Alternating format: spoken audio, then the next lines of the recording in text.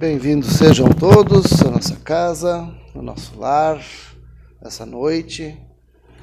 E em prece, vamos agradecer ao nosso Pai Criador, a esse Mestre Jesus, que de braços abertos nos recebem, nos acolhem e estão sempre prontos a ouvir as nossas súplicas, os nossos pedidos. E para não perdermos o costume, Pai amoroso, queremos te pedir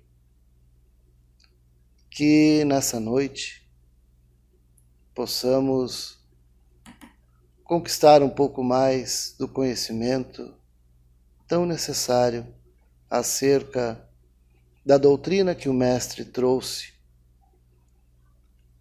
Essa doutrina que nos vem ensinar os valores inalienáveis da vida e tão necessários para a nossa felicidade, mas acima de tudo, para o nosso crescimento moral e espiritual.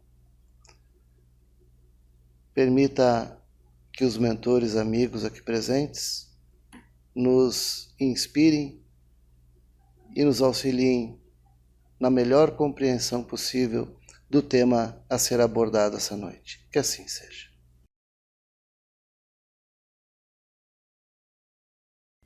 Boa noite a todos. Então, que todos nós sejamos acolhidos pela espiritualidade amiga que está aqui hoje nessa casa. Felizes somos nós que conseguimos vir hoje aqui em busca do Cristo. Cristo, nós estamos aqui hoje. Que sejamos todos abençoados nos propósitos que cada um de nós trouxe para o dia de hoje.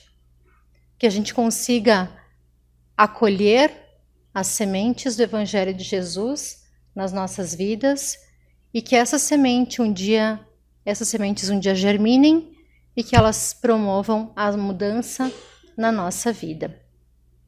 O tema da noite de hoje, autocrítica, ele foi retirado deste livro, que é o livro Opinião Espírita, que foi escrito por dois autores espirituais diferentes e dois médiuns diferentes. O Emmanuel escreveu através da psicografia do Chico Xavier e o André Luiz escreveu através da psicografia do Valdo Vieira. E a gente vai falar sobre o capítulo 13, que é a autocrítica. Mas antes de a gente falar sobre o capítulo, que é a autocrítica, gostaria de passar para vocês uma reflexão a respeito das críticas. Então, há algumas décadas, nós tivemos um advento muito importante para a humanidade toda, que é o advento da internet. Então, a internet, hoje, num piscar de olhos, a gente fica sabendo de notícias do outro lado do mundo, quando antigamente era só através das cartas e os jornais, né, os telejornais, os jornais escritos, que daí a gente tinha acesso a algumas informações. Hoje a gente tem acesso a um conhecimento muito amplo.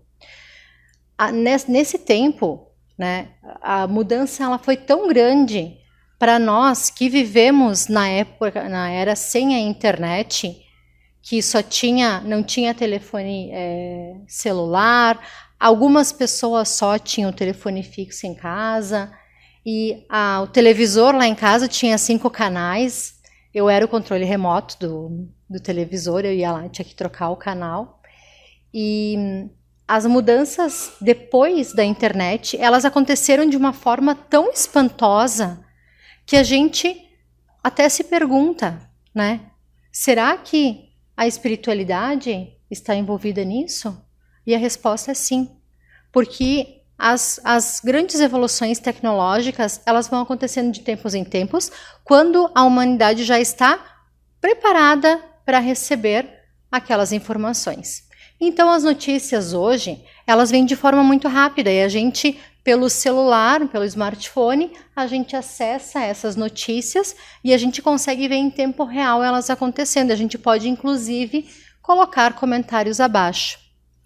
Então, quando a gente percebe, quando a gente tem acesso a esses comentários escritos pelos juízes da internet, aí a gente se pergunta, mas será que realmente a humanidade estava mesmo pronta para o advento da internet, para toda essa tecnologia?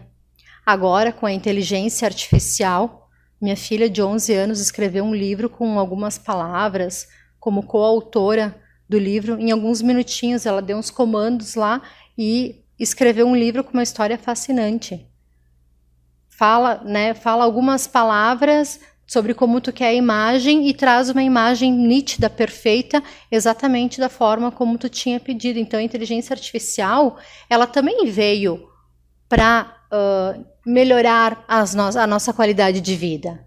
Isso não vai substituir o ser humano, mas vai nos auxiliar nessa caminhada da evolução. Então, algum tempo atrás, alguns meses atrás, aconteceu aqui em Caxias uma tragédia muito grande com uma família que acabou perdendo uma criança pequena na sua própria casa, afogada. E é uma tragédia sem precedentes, né? E as pessoas colocando comentários de consolo, de apoio, de pesar, de sentimento para os familiares. Mas tinha um comentário que dizia assim: se a mãe não foi capaz de cuidar do próprio filho, a criança tinha mesmo que ter morrido. Então, esse tipo de comentário, a gente não tem nem como comentar isso, não tem como julgar um coração frio que escreve esse tipo de coisa.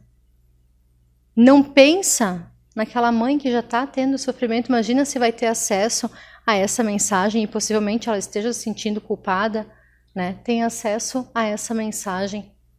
Onde está o amor? Onde está a compaixão das pessoas? Onde está a capacidade de se colocar no lugar do outro? Quantas vezes nós também usamos da autocrítica, nós criticamos as outras pessoas pela nossa visão. Porque quando a gente critica o outro, a gente sempre usa um tipo de martelo de juiz, né? Dá um veredito. Quando nós olhamos para essas mesmas imperfeições em nós, muitas vezes nós amenizamos um pouco as coisas, né? A gente deixa as coisas mais leves sempre para o nosso lado. Então, o convite para a noite de hoje é para a gente poder fazer esse olhar, né? De como a gente julga os outros e de que forma que nós também nos julgamos. Para a gente poder fazer a autocrítica, que é a análise dos nossos atos, que a gente vai perceber se eles são certos, se eles não são certos, e como a gente pode modificar quando a gente percebe que eles não são certos. A gente tem um costume infeliz de sempre colocar a culpa nas outras pessoas quando acontecem as coisas erradas na nossa vida. Mas no livro Opinião Espírita, esse capítulo foi escrito pelo André Luiz. O André Luiz, ele nos diz assim: nós somos os arquitetos da nossa vida. E se alguma coisa der errada na construção, a culpa é nossa. Então, a gente costuma reclamar dos nossos pais, ou irmãos, ou familiares que não deram o amor, não deram os bens suficientes, não deram a atenção que a gente merecia. Isso lá na infância. Mas agora nós somos arquitetos da nossa vida. E a gente pode usar essas pedras que estão no nosso caminho como alicerce para a construção da nossa vida. A gente dá culpa também para o nosso chefe, que encerrou com a nossa promissora carreira profissional, mas às vezes a gente não faz uma autocrítica sobre o que nós poderíamos ter feito de diferente para não ter acontecido isso. Às vezes, no fim de um relacionamento, porque o cônjuge não agiu com amor ou com a fidelidade que tinha prometido, a gente coloca a culpa nele, no caráter da outra pessoa. Mas a gente não analisa que muitas vezes, quando o relacionamento não dá certo, existe mais um culpado. E não é só um. Em geral, são os dois. Então, a gente precisa fazer essa análise para nós mesmos. Será que eu não deixei de lado? Será que eu não fiz alguma coisa errada? Ou será que eu não estou num relacionamento que não era para dar certo? Eu estava insistindo naquele relacionamento porque eu queria que desse certo. Então, a gente precisa fazer essas autocríticas para nós antes de só ficar julgando os outros, porque nós somos os arquitetos da nossa vida. O autor também fala que todos nós que estamos a caminho, nós somos passíveis de erro. Todos nós podemos errar, nós somos suscetíveis. Porém, quando a gente insiste em cometer o mesmo erro, aí nós estamos pensando de forma irracional. E a maior conquista, André Luiz fala, que a humanidade teve, é o raciocínio, é a consciência. Então, quando nós continuamos insistindo nos mesmos erros, nós estamos sendo irracionais. O autor ainda comenta sobre uma frase que está escrita lá no Livro dos Espíritos, em que Kardec pergunta, né, qual é a melhor forma de um ser humano evoluir, né, de um espírito evoluir, e os espíritos dão uma das menores respostas, que diz assim, ó, um sábio da antiguidade já vos disse, conhece-te a ti mesmo. Então, essa frase ela foi escrita no templo de Apolo, na Grécia Antiga, em Delfos. Muitos atribuem a vários pensadores, vários filósofos diferentes, mas ela é bem profunda, porque a gente precisa conhecer a nós mesmos. E Santo Agostinho, logo em seguida, na próxima questão, no 919, ele diz assim, que quando ele estava aqui na Terra, ele todas as noites fazia um autoexame de tudo que ele tinha feito durante o dia. E ele pensava, será que eu fiz alguma coisa de errada para alguém que eu tenho que corrigir amanhã? Então ele foi se melhorando dessa forma. E no final, né, da questão 919, ele fala assim, justo é que gastem alguns minutos para conquistar a felicidade eterna. Agora, faço um convite para todos nós. E a gente vai pensar, será que a gente gasta alguns minutos do nosso dia pensando nas coisas, nos nossos atos, nos nossos pensamentos, nas nossas palavras que a gente teve durante o dia? É difícil, né? Alguns talvez sim. Algumas pessoas mais iluminadas talvez sim, mas é difícil, né? A gente tá sempre correndo no dia a dia e a gente não se dá tempo de olhar para o nosso eu interior.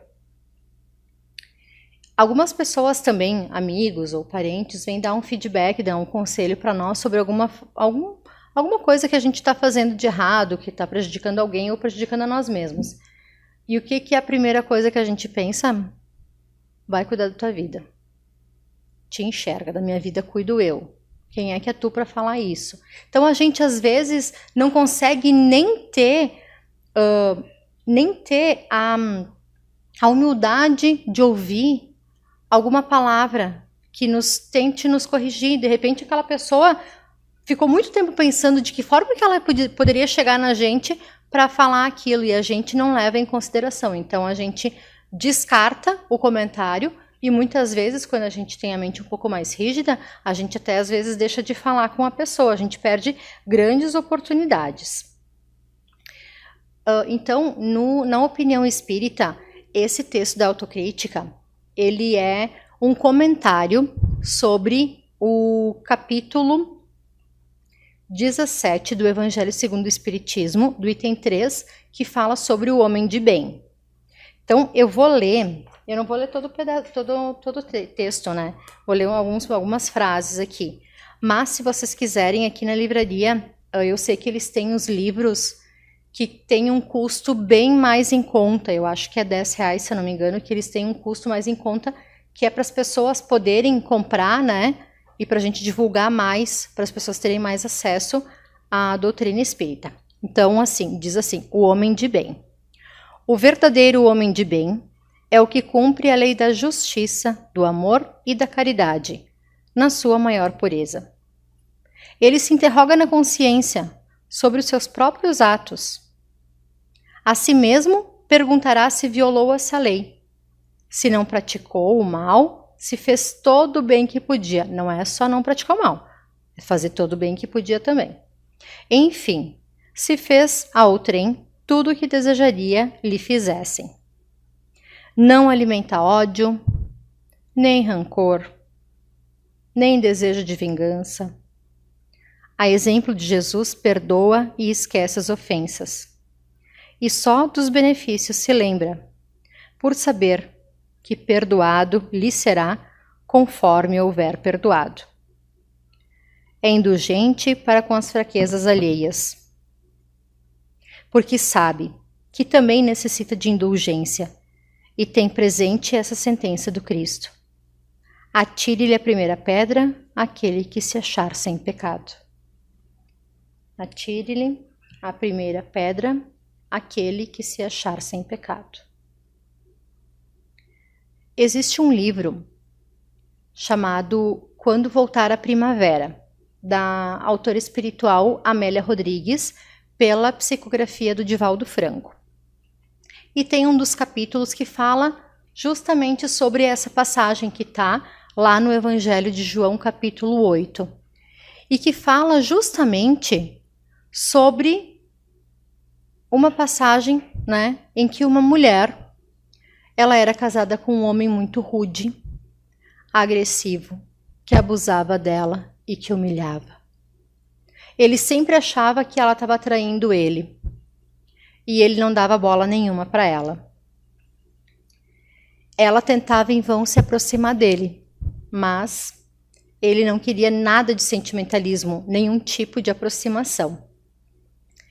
E ele, como ele desconfiava, né, dela, que ela traía ele armou com alguns companheiros dele para pegar ela em flagrante.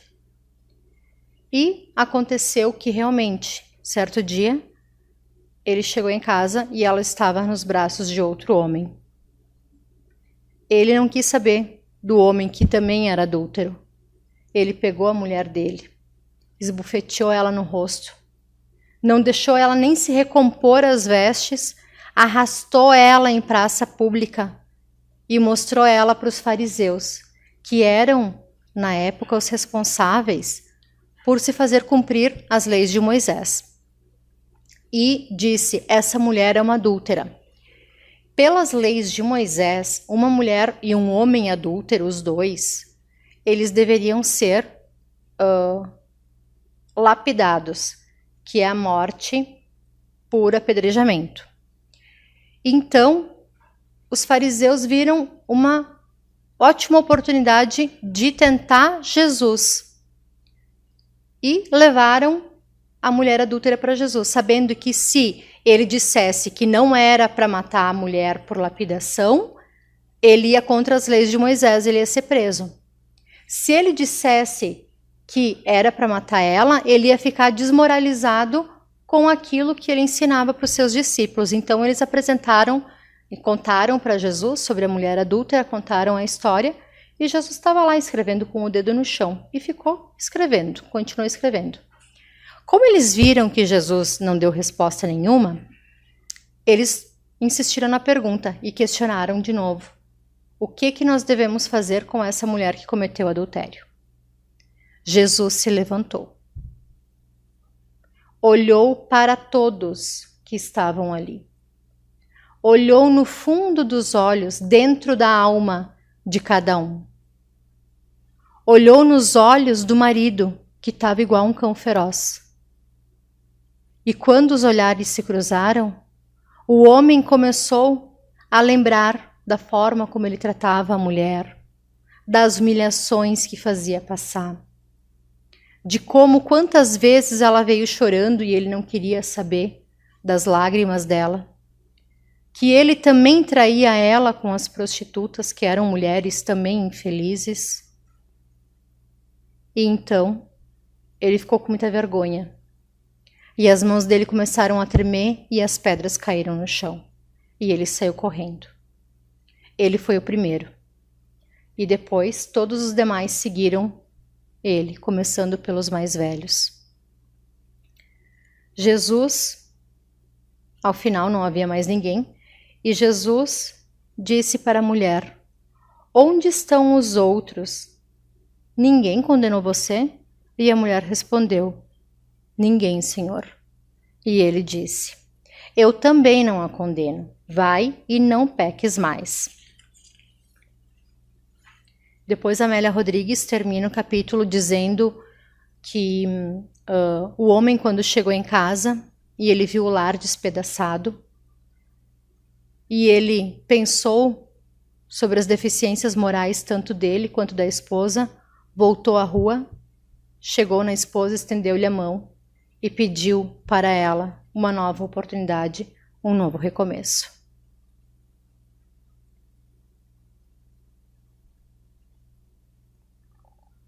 Quando a gente sente em nós a necessidade da mudança, é como se o olhar de Jesus estivesse cruzando com o nosso.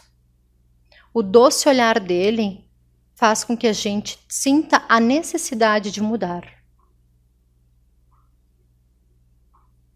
Quando a gente quer mudar, o mundo espiritual também auxilia a gente, para a gente promover essas mudanças.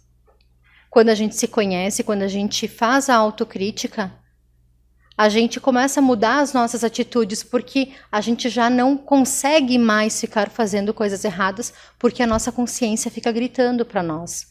E aí que começam as mudanças na nossa vida.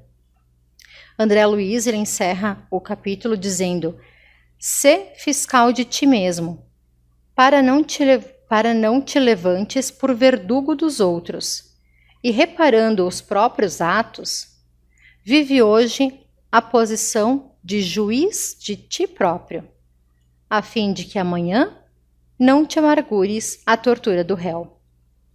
Se nós estamos fazendo coisas erradas, e todos nós que estamos a caminho, somos suscetíveis a fazer coisas erradas. O Espiritismo, ele não é a favor do erro, mas ele tenta recuperar o pecador. A tradução da palavra pecador é aquele que erra o alvo. Então, se nós estamos errando o alvo, o Espiritismo vem para tentar nos auxiliar, para a gente fazer um autoexame, para a gente verificar as coisas erradas que a gente está fazendo na nossa vida e daqui a pouco a nossa consciência dizer: está errado, vamos promover a mudança. Pode ser a maledicência, pode ser a inveja, pode ser a vaidade, o orgulho. A gente tem tantas imperfeições, né? Se a gente conseguir mudar uma só nessa encarnação, a gente já está de bom tamanho. Agora, se a gente for pensar assim: eu nasci assim, eu vou morrer assim, pau que nasce torto morre torto, eu já sou muito velho para mudar, e a mais famosa, vou deixar para outra vida, porque na outra vida eu vou resolver isso. Quantas vidas será que a gente já não está com aquele mesmo problema tentando resolver? Daqui a pouco a segunda, terceira encarnação e a gente ali sentado, parado na escada de evolução enquanto os outros estão seguindo, e a gente vai ficando. E a gente vai dizer: não, vou deixar para a próxima encarnação. E daqui a pouco, na próxima encarnação, a gente não vai ter o apoio daquelas pessoas que amam a gente, que estão no nosso círculo, como forma de a gente também dar valor para aquilo. Então, sempre há tempo, porque Deus deu para nós todos um relógio. E esse relógio, ele é um temporizador que vem de trás para frente. A gente tem um tempo. Cada um de nós tem um tempo de vida. E a gente tem esse tempo de vida para a gente começar a promover as mudanças na nossa vida. E daqui a pouco evoluir e melhorar pelo menos alguma deficiência que a gente tem hoje na nossa caminhada. E sempre é tempo de evoluir. Enquanto nós tivermos vontade, pelo exame e a autocrítica, nós acharemos as respostas. E podem ter certeza que o nosso mentor, o nosso anjinho da guarda vai estar ali do nosso lado, nos induzindo a fazer sempre a coisa certa. Então, nos preparando para encerrar a nossa conversa de hoje, eu gostaria de citar uma passagem do Evangelho de Mateus, que fala, capítulo 7, que fala a seguinte frase de Jesus: entrai pela porta estreita, porque larga é a porta e espaçoso é o caminho que nos conduz à perdição, e são muitos os que entram por ela. Como é difícil a gente mudar, né? Não é fácil. Às vezes a gente vê que está fazendo alguma coisa errada, quando vê está fazendo errado de novo. Então não é fácil a gente mudar, mas aos pouquinhos, com força de vontade, com oração, a gente vai conseguindo promover essas mudanças, porque Deus fez nós para sermos perfeitos. Nós vamos um dia chegar lá, só depende de nós. Mas Deus também, Ele é educado. Ele não obriga a gente a fazer nada, porque a gente tem o nosso livre-arbítrio, a nossa liberdade de escolha. Só que se a gente escolheu esse caminho, a gente vai ter que arcar com as consequências desse caminho ou do outro. Porque está no nosso querer. E a porta é estreita, porque não é fácil. A porta larga, todo mundo passa, né? Todo mundo passa porque é mais fácil. Só que a porta estreita é o convite de hoje, de Jesus para nós, para que a gente possa genuinamente, verdadeiramente olhar para dentro de nós assim, ó, e dizer, eu tô fazendo uma coisa errada e eu não deveria estar fazendo. Ou eu faço, eu cometo, né? Eu falo alguma coisa, eu penso alguma coisa errada, tudo começa no pensamento. Depois vem as palavras, depois vem as ações. Então, tudo começa no pensamento. Então, se nós conseguirmos mudar um pouquinho só por dia, e a gente conseguir ouvir a voz da nossa consciência, certamente quando a gente abrir os olhos um dia, lá do outro lado, nós estaremos sendo recebidos pelos nossos amigos e pelos anjos de luz, que vão dizer parabéns, você conseguiu, você venceu a si próprio. Então, que essa nossa conversa de hoje sirva sim para promover algum desconforto dentro de nós, mas para a gente lembrar que o passado passou. O que está no passado passou e deve servir de experiência. E daqui para frente a gente pode fazer diferente. Tá bem? Então, que Jesus abençoe a todos nós e que siga com a gente durante toda essa semana. Eu vou agora chamar então os nossos irmãos médiuns para a gente fazer a nossa prece com o passe coletivo.